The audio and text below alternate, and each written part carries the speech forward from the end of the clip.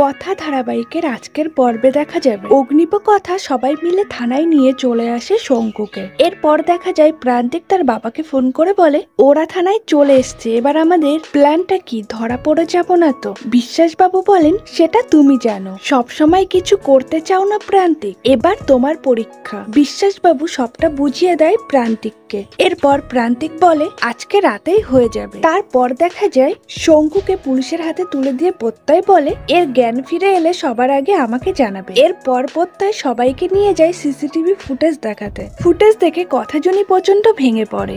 অগ্নিপ কথাকে বলে আমরা সবটা জেনেই ছাড়বো কথা। জুনি কাঁদতে কাঁদতে ঋতুকে বলে কে করলো বলতে এমন কাজটা, এত কিসের শত্রুতা ছিল, কেন করলো? অঙ্কিত জুনিকে বলে যেই করে থাক না কেন তাকে আমরা খুঁজে বের করবোই জুনি, এই লড়াইটা আর আপনার একার নয়, আমাদের সবাই, আমরা সবাই আছি আপনার সাথে। কথা প্রত্যয়কে বলে প্রত্যয় দা গাড়ির নাম্বারটা তো দেখাই যাচ্ছে, খোঁজ নিয়ে দেখলে হয় না ওটা কার গাড়ি? প্রত্যয় গাড়িটি কার নামে খোঁজ নিয়ে জানতে পারে গাড়িটি কোনো এক ট্রাভেল কোম্পানি থেকে ভাড়া নেওয়া। প্রত্যয় কথাকে বলে চিন্তা করার কোনো কারণ নেই, আমি খোঁজ লাগাচ্ছি সেদিন এই গাড়িটা কার নামে বুকিং করা হয়েছিল। কথা আপন মনে বলে আমায় শক্তি দাও মা আনন্দী, অনেক বড় ষড়যন্ত্রের বিরুদ্ধে লড়াইয়ে নামছি, যা দেখছি শঙ্কু কাকা তো চুনোপুটি মাত্র, আসল অপরাধীদের শাস্তি না দিয়ে আমার কোনো শান্তি নেই। এরপর দেখা যায় কথা বাড়িতে এসে আপন মনে বলে গাড়ি ভাড়া দেয় এমন লোকেদের কাছ থেকে গাড়ি নিয়ে মামাকে মারলো, এতটা দুরন্ধর, এতটা পরিকল্পনা করেছিল ওরা, আমি তো ভাবতেই পারছি না। এরপর সেখানে চলে আসে অগ্নিব। কথা অগ্নিবর কাছে গিয়ে বলে পাচক মশাই আপনাকে একটু গুড়ের বাতাসা দিয়ে জল দিই, খান দেখবেন শরীরটা ঠান্ডা হবে। অগ্নিব বলে দাঁড়া আগে একটু এসিটা চালাই, ঠান্ডা হাওয়া খাই, তারপর তুই যা খুশি খাওয়াস আমাকে। 150 বছর পুরনো ফ্যাক্টরির গরম, ফ্যাক্টরি না ফার্নেস, গরমে একটা কাজ ভালো হয়েছে, শঙ্কুটাকে ধরা গিয়েছে। কথা অগ্নিবকে বলে ওর থেকে সব কথা জানতেই হবে পাচক মশাই, যে করেই হোক। অগ্নিব বলে চিন্তা করিস না, এতটা যখন এগিয়ে এসেছি বাকিটাও সব জেনে নেব। কথা অগ্নিবকে বলে পাচক মশাই আপনাকে একটা কথা বলাই হয়নি। কথা একটি জামার বোতাম দিয়ে অগ্নিবকে বলে এই বোতামটা মামার যেখানে মৃত্যু হয়েছিল সেই রাস্তায় এটা কুড়িয়ে পেয়েছিলাম। অগ্নিব বলে বোতাম তো যে কোনো কারোরই হতে পারে, রাস্তায় পড়েছিল, এটা যে কারুর হতে পারে। কথা বলে আপনি একটু বোতামটা ভালো করে দেখুন না, এটা একটা জ্যাকেটের বোতাম। আচ্ছা আপনিই ভাবুন গো ফার্মাতে যারা কাজ করে সেই শ্রমিকেরা জ্যাকেট পরে গিয়েছে বলে আপনার মনে হয়? এত দামি কোম্পানির জ্যাকেট পরে তারা যাবে বলে আপনার মনে হয়? অগ্নিব বলে তুই কথা একেবারে ভুল বলিসনি, এ কদিন তো সেরকম কাউকে কারখানায় দেখিও নি। প্রত্যয় অগ্নিবর কাছে এসে বলে তোদের কথা মতো বাড়িতে কাউকে কিছু জানায়নি তো আমার মনে হয় ফ্যাক্টরিটা তো দাদানের, আর তার সাথে মামানরাও জড়িত, ওদের কি জানানো উচিত না? অঙ্কিত বলে আমার মনে হয় প্যাটিস ঠিক কথাই বলছে, ওদের ফ্যাক্টরিতে কি হচ্ছে না হচ্ছে ওদের জানা উচিত। তাছাড়া দাদানকে এটাও জানিয়ে দেওয়া উচিত অরুণ আঙ্কেলের মৃত্যুটা অ্যাক্সিডেন্ট নয়, এতে তদন্ত করতেও সুবিধা হবে। অ্যানি বলে এই সবকিছু তো ঠিক আছে, কিন্তু আমার না তোদের জন্য খুব টেনশন হচ্ছে। আচ্ছা দা ভাই, আমি যতদূর শুনেছি এইসব কাজের সঙ্গে যারা যুক্ত থাকে তারা খুব ডেঞ্জারাস হয় রে, ওরা তোদের সবার কোনো ক্ষতি করে দেবে না তো? প্রত্যয় বলে কিছু হবে না, আমার তো এইসব নিয়েই কাজ, আমি শুধু কথা আর জুনি তোমাদের থেকে জানতে চাইছি তোমরা কি চাও।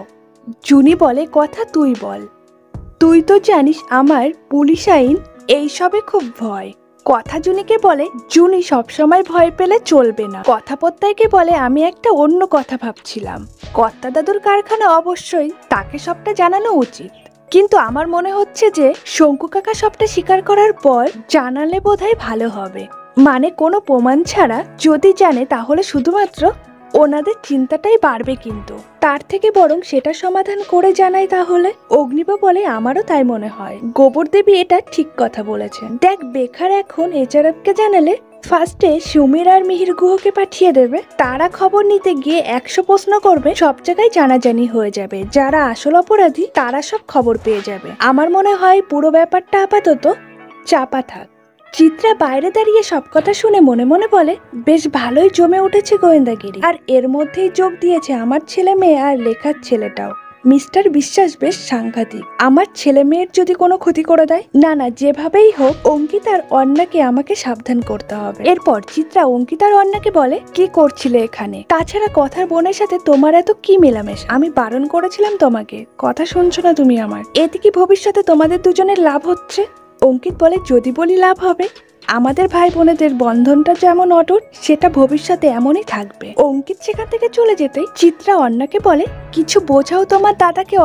অর্ণা বলে আমিও কিন্তু ওদেরই দলে। অ্যানি চলে যেতে চিত্রা বলে এরা দুজনেই কিছু বুঝতে চাইছে না, কিন্তু আমি বুঝতে পেরেছি কথা আর অগ্নি এরা দুজন মিলে আমার থেকে আমার ছেলে মেয়েকে সরিয়ে ফেলতে চাইছে, আলাদা করতে চাইছে। এটা আমি কিছুতেই হতে দেব না। অঙ্কিত আমার কথা কোনো কালেই শোনেনি, আজও শুনবে না, কিন্তু যেভাবেই হোক অর্ণাকে আমার হাত করতে হবে। অর্ণার মুখ থেকেই আমার সত্যিটা বার করতে হবে।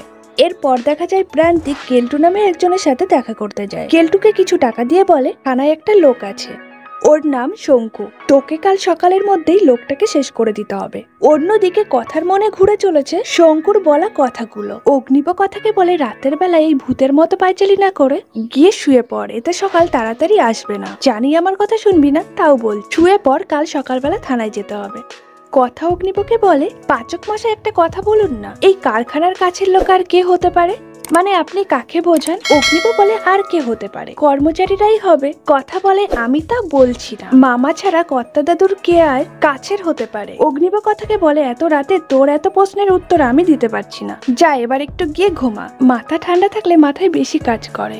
কথা বলে আপনি বুঝতে পারছেন না পাচক মশাই, আমার মনটা না খুব ডাকছে। অগ্নিব বলে কি ডাকছে? তোর না এইসব উদ্ভট কথাবার্তা আমার একদম মাথায় ঢোকে না, যা গিয়ে ঘুমিয়ে পড়, একদম চুপ, আর কোনো কথা শুনবো না। অন্যদিকে দেখা যায় একজন পুলিশ অফিসার প্রান্তিকের ভাড়া করা লোকটাকে থানাতে ধরে নিয়ে আসে। যেই লকআপে শঙ্কু থাকে সেখানেই তাকেও রেখে দেওয়া হয়। শঙ্কুর জ্ঞান ফেরার পর সে নিজেকে লকআপে দেখে প্রচন্ড ঘাবড়ে যায়, মনে পড়ে যায় তার সব কথা। শঙ্কু মনে মনে বলে কথা ওর বর মিলে আমায় পুলিশের হাতে তুলে দিল, পুলিশের ছুলে 36 ঘা। আমি মেজবাবু প্রান্তিক বিশ্বাস সকলের নামে বলে দেবো বাবা, তাহলে নিশ্চয়ই আমাকে ছেড়ে দেবে। প্রান্তিকের ভাড়া করা লোকটি খাবার জলে ওষুধ মিশিয়ে শঙ্কুকে খেতে দেয়। পরের দিন সকাল হতেই প্রত্যয় সবাইকে জানায় শঙ্কু মারা গেছে। অগ্নিব কথা অঙ্কিত সবাই প্রচন্ড অবাক হয়ে যায়। কথা বলে শঙ্কু কাকাকে কালকে ধরা হলো, উনি মারা গেলেন কি করে? প্রত্যয় বলে আমাকে গিয়ে দেখতে হবে। অগ্নিব বলে তুই একা কেন যাবি, আমরাও যাব তোর সাথে। প্রত্যয় বলে এইসব কিছু প্রোটোকলের বাইরে থেকে করেছে, আমাকে একাই সামলাতে হবে। কথা বলে প্রত্যয়দা বিপদ যখন হয়েছে তখন আমরা সবাই মিলেই সামলাবো, তুমি একা কেন? তাছাড়া যা হচ্ছে সবটা মামার মৃত্যুকে কেন্দ্র করে। কথা আপন মনে বলে কি হবে এবার? শঙ্কু কাকা মারা গেল, এবার কার থেকে জানবো কথাগুলো? গো ফার্মারের এত ক্ষতি কে চায়? মামাকে কে মারলো? কে আসল অপরাধী? কে নতুন মালিক হতে চাইছে? কার থেকে জানবো এবার? কিন্তু শঙ্কু কাকার মৃত্যুটা কিরকম অস্বাভাবিক বলে মনে হচ্ছে না? ভিডিওটি ভালো লাগলে অবশ্যই লাইক কমেন্ট শেয়ার করবেন। ডেইলি নিত্য নতুন ভিডিও পেতে ছায়াছবির জগৎ চ্যানেলটিকে সাবস্ক্রাইব করতে ভুলবেন না।